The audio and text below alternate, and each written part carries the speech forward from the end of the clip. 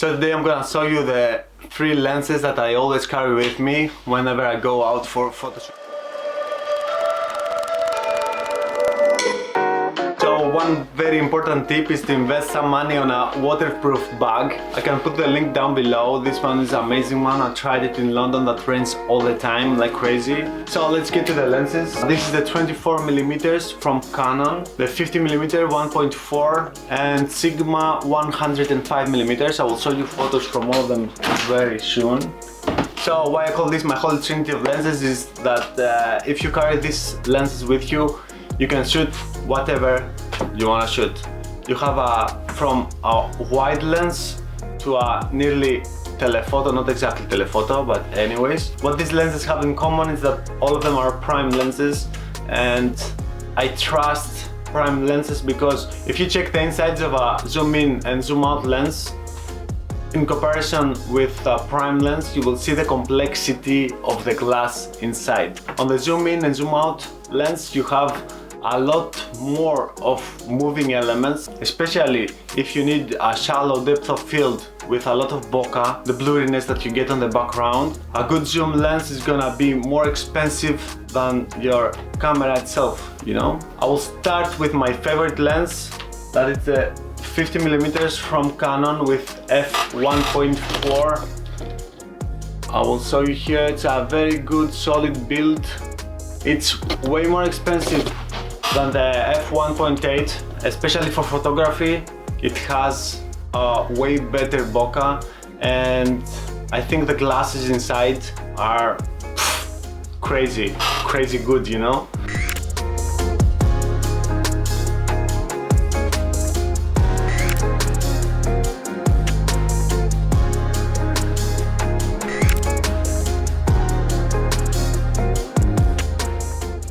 What is the difference through these lenses? Let's say that you have the whole photo is your face, a portrait, okay?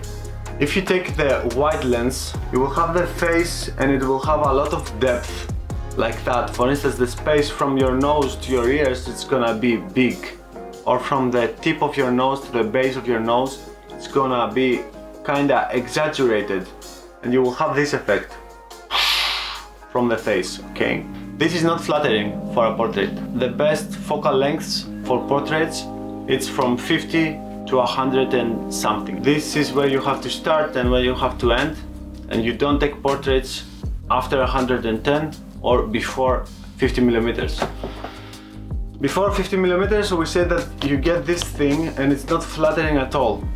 On 50mm, it's the closest focal length that you get from your eyes, so our brains are used to see this kind of photos. From the 50mm, you get the flattering compression that brings everything back to normal. And the 105mm, I call it my beauty lens because it has the most compression and brings all the characteristics back together, and it's considered to be the most flattering.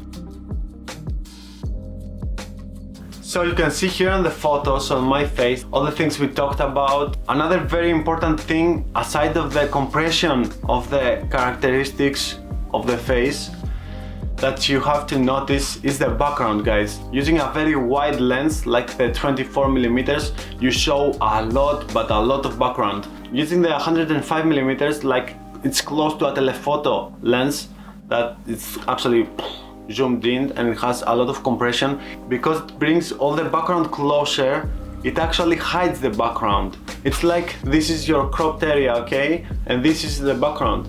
When it was back here, you could see the whole background, but the telephoto brings it here and you see a small portion of all this. So another importance of the 100mm, other than this that does the face, is that it will hide an ugly background. For portraits that are just the face, we exclude the 24mm because it's too wide and you don't want your subject to look bad, yeah? Then if you ask why I carry this with me, it has a lot of other strengths. All the wide lenses, like this one or a fisheye for instance, they have a distortion. Especially towards the end of the photo on these two sides, you can actually use this distortion as a benefit because the human eye is not used it's not seeing like that. And also on the cameras on the phones, they try to correct distortion usually. It's kinda more unique to see photos with this distortion. The eye considers it something strange and they attract the eye usually. Also, the wide lens shows a lot of background.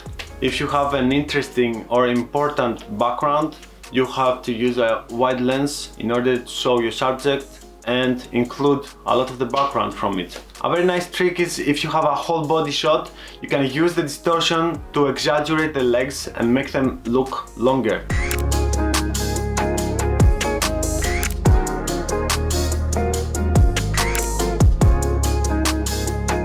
Now I'll take you to the 105mm. So I call this my beauty lens because the compression is the optimal, according to my taste anyways.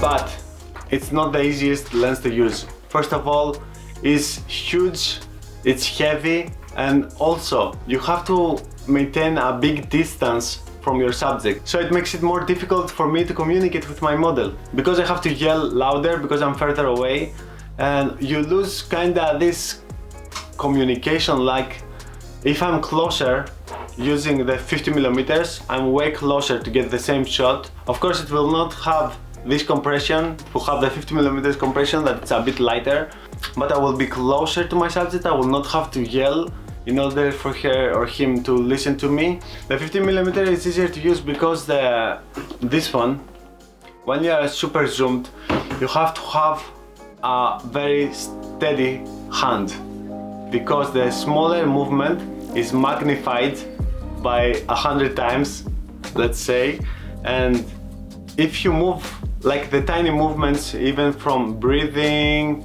shakiness of the hands, especially in a heavy lens like that, it will show.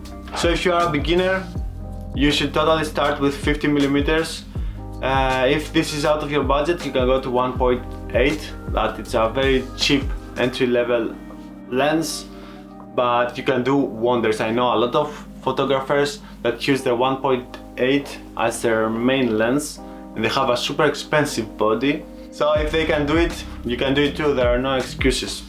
Everybody who owns a DSLR nearly is asking me what lenses I have, so I decided to make this video. So that was the video. I hope you enjoyed it. Tell me in the comments below what lenses do you own and what's your favorite lenses to take out with you, and I'll see you guys on the next one.